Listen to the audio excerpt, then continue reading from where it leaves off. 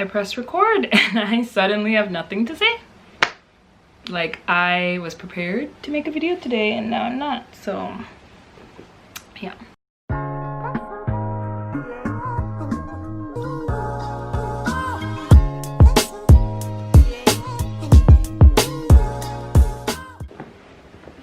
Make sure the pillows are fluffed. Okay, there we go. Oh my goodness, guys, I'm so hungry right now. Oh. Ew, I'm sweating.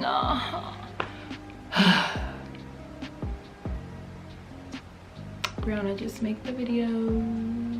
Hey everyone, it's HaruInKorea and today I'm back with another video. I don't know why I'm doing my hands like this, you know, whatever. But anyway, I'm back. So anyway, today's video topic is going to be about why I'm happy that I studied abroad in Korea before coming here to teach. So anyway, if you didn't already know because you're new here or maybe you just didn't watch those videos, I studied abroad at Yonsei University in 2016 for 4 months during the spring semester, and it was just an amazing 4 months. Like, I'm so glad and so happy that I did it. And to be honest, it helped me a lot in terms of when I came back to Korea the second time to teach. And the reason why that I feel like it helped me so much was, number one, when I came to Korea as a student, I had a lot of free time. And I'm not saying you won't have free time as a teacher, but I just feel like you won't have as much free time. So the fact that I had so much free time as a student, I usually had about 3 classes a day top. Some days were 2 classes, one day was just 1 class. So even though I was putting in a lot of work in my classes and everything like that, for the most part, like, I only had to dedicate like 4 hours of my day tops to schoolwork or being in class, and usually like I wasn't even dedicating 4 hours to it. So I just had a lot of free time, and I feel like as a young person that was a perfect opportunity for me to get to go out and explore Korea, and I could do all the touristy things in Seoul that everybody wants to do when they first come here. So in my mind, if I was coming here as a teacher first, I feel like even though you have the free time, to be honest, the only time I really have free time is during the weekend, and I don't even have that much free time during the weekends. So I just feel like all the touristy things that I wanted to do, I got that all out of the way. So now I do fun things on the weekend, but it's more of kind of just like, I'm used to the country already. Like, I don't feel like I need to go out and do the touristy things anymore because I've already done them. So for me, my weekends are more filled with just doing like everyday normal things with my friends, and occasionally I will go out and do something like touristy or big, but for the most part I don't do that anymore. So I feel like it was good to get all that out of the way as a student because I had the time, versus now, like, I don't really have the time to travel back and forth to Seoul. I don't have the time to just, I don't know, travel all around the country so easily. Like, as a student, I was traveling during the weekdays. Like, I would do touristy things, yeah, like on Wednesdays or Thursdays, just anytime. It didn't really matter. But now I am working from like 9 to 6 every day, and when I get off of work, I'm exhausted. Literally exhausted. I don't want to do anything after work except lay on my sofa, and that's pretty much it. So for me, I am happy that I got all of those touristy things out of the way when I had the time, versus now I feel like I wouldn't have the time. And also, I feel like a lot of teachers that I've talked with who didn't study abroad have also mentioned this before. They're kind of like, oh, like, I want to go out and do all these touristy things, and I see them doing it, but I feel like they're just so exhausted because during the weekend, like, traveling for me is kind of a lot because I'm so tired. But maybe if you're just an energetic person all day every day, you'll be fine, but I'm not one of those people. So that's the first reason that I'm glad that I studied abroad first. The second reason I feel like kind of goes back into the fact that I lack a lot of free time nowadays. And I feel like when I first came to Korea, I didn't really know how to get around that well because it was my first time being out of like America. I never traveled by myself. I had no idea what I was doing. So the fact that it took so much time for me to figure out how to travel and get around and catch a taxi and buy bus tickets to other cities and train tickets to other cities, like, I feel like that in itself took a lot of time. And for about the first 3 months, honestly, up until the time I left Korea the first time, I really could not travel around Korea that well.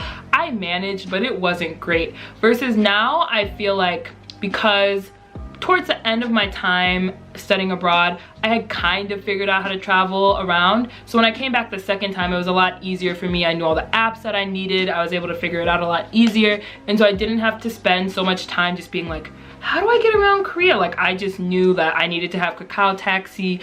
There's like a bunch of bus apps that you can use if you're trying to travel to different cities. I know about the KTX website and everything like that. So it was just so simple. Everything I was just kind of used to by that point. So nothing was like some giant surprise in trying to figure out how to get around around the country. And so I feel like when I'm coming here to teach and I don't have a bunch of free time, it was just nice to be able to know how to easily get around without having to think about it too much. So that's my second reason. This is 4 fingers. Brianna, what are you doing?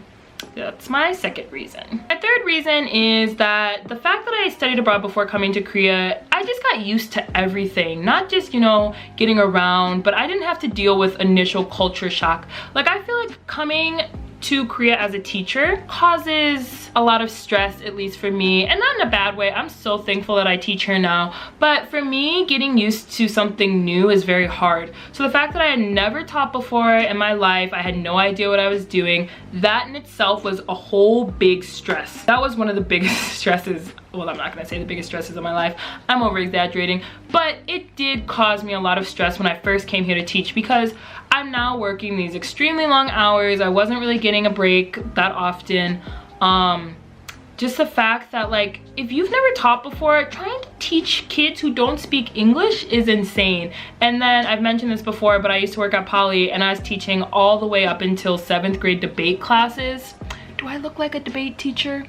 I'm not. Trust me, I'm not. I don't know how to debate. I am the most, like, anxious person on planet Earth. I hate public speaking, which is quite funny that, you know, I make YouTube videos, but if you could see what was going on behind the scenes, I'm very anxious in the way of, like, it takes me a while just to, like, get comfortable speaking to the camera. Like, I feel like I'm pretty comfortable now, but there are times when I still get anxious, and in the beginning, when I first started YouTubing, I was so anxious and, like, I felt like it was obvious. But now I hope I'm not as anxious. Maybe I am. I feel like I've just gotten comfortable with my weirdness. But anyway, that's not the point of what I'm talking about right now. The point of what I'm talking about right now is I don't like public speaking that much. So I hated teaching debate class. I didn't know how to teach debate class, so that caused me a big stress.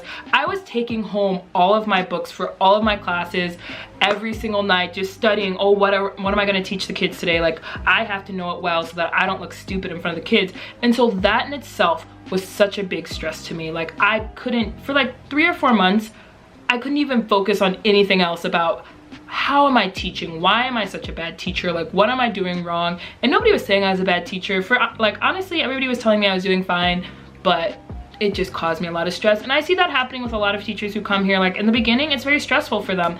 And so for me, I feel like the fact that I studied abroad before, I didn't have to deal with the extra stress of culture shock or not knowing how to get around, or just any differences from America to Korea. Like, I was already used to those things, so I only had to focus on the stress of teaching versus having to focus on the stress of teaching plus culture shock plus not knowing the language plus just everything else that comes with it. So I see that happening with a lot of teachers at my school now. Well, not now, but in the beginning when they first came, and if they had never been to Korea before or left the country before, that in itself is a whole big stress. So watching them deal with that stress plus having to learn how to teach at a new, honestly stressful environment, I feel like would just make me go insane. And I'm not saying you can't do it. You can. I see lots of people doing it, and I don't handle stress that well, to be honest. Yeah, I don't handle stress well at all. So if you are a person who can handle stress well, maybe you can do it all, but I just feel like it would be easier if you were already used to the country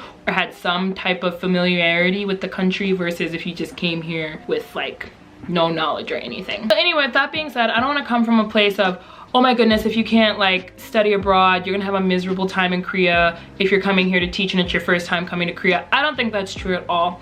I think there are other ways that you can learn about Korea as much as possible before coming here if it is going to be your first time coming here. I feel like just studying the culture a lot before you come here, you know, whether it's watching a bunch of TV shows, reality TV shows, dramas. I'm not saying everything that happens in drama is accurate, because trust me, no man, it's just gonna catch you as you're falling on the subway, as we all hoped would happen. That's literally the last thing that will happen to you. If it does, please let me know in the comment section down below. If that's ever happened to you, please tell me where you met that man, because all I'm meeting is trash. But that's not the point. Anyway, life is not a K-drama, but I just feel like watching them will at least give you some familiarity when you come here, like, oh, I know that place, or oh, maybe I shouldn't do X because it's seen as being rude in Korean culture. Like, you can watch a bunch of YouTubers. I'm sure they have a bunch of videos on what to do in Korea, what not to do in Korea, and how it can make your life a lot easier. So I feel like just studying the culture, whether it's watching YouTube videos, K-dramas, reality TV shows, anything will be helpful to you. I also feel like just know how to read the language. And I'm not great at Korean. I'm really not. Like, I've been studying Korean for a while and I wish I was better, but we're working on getting better now. But even if you can't speak Korean or you don't really have an interest in learning Korean, I feel like it's important to at least know how to read the alphabet, so that if there's ever a sign that's not in English, which most of the signs are in English, but I mean, like, sometimes when you go to a restaurant, the menu might be in all Korean. So if you can at least read what it is and you have some knowledge of like basic Korean food, or sometimes the menu will be in Korean but it'll be like English foods, or it will have the English name of the food. So just knowing how to read the language I feel is really helpful. Also in terms of when you're traveling to different cities in Korea, just being able to look at the city name and being able to read it in Korean, I feel like is super helpful. It'll help you get around on the subway and the buses, because sometimes some of the buses don't have like their stops in English. So I just feel like it's really helpful if you can at least read the language, even if you don't, you know any Korean. I think that'll be good. And I also think it's important just to learn like a few key phrases before coming here, like ordering food things, or like if you get lost, how to ask somebody if you get lost. Like, I feel like those are like basic things that you should learn before coming here. And for the most part, if you don't learn any of it, you'll probably do fine, but it'll just make your life a lot easier. So I think you should do it. Anyway, all of those things will be super helpful to you, and I'm sure you can easily find them on YouTube if you just type in most important apps to have in Korea, something along those lines, and things like that. So even if you can't come to Korea, which I'm now making this video during the virus, during a time where people probably cannot come to Korea. I did not think this through. Anyway, if you're not planning on coming to Korea for a few years, maybe you're in high school, or maybe you're still in college, and maybe in a few years the whole virus situation will kind of settle itself out, please, then you can have the opportunity to study abroad. So I feel like, in college, especially like if you're going to college or you're in college now and there's ever a chance for you to study abroad in Korea, I feel like take that chance, just go for it, because I am so thankful that I did it. And I feel like college is the best time to, study abroad. So if you ever have the opportunity to study abroad, I feel like take it. There's so many scholarships out there, so just apply for them. And hopefully you can have the opportunity, why can't I talk? Hopefully you can have the opportunity to study abroad yourself.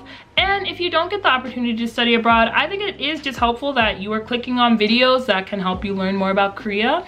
I feel like that's your next best option if you cannot study abroad, because obviously everybody cannot study abroad. Anyway, I hope this video was helpful to you guys. Again, I know it's very difficult to travel right now, or probably to even think about traveling.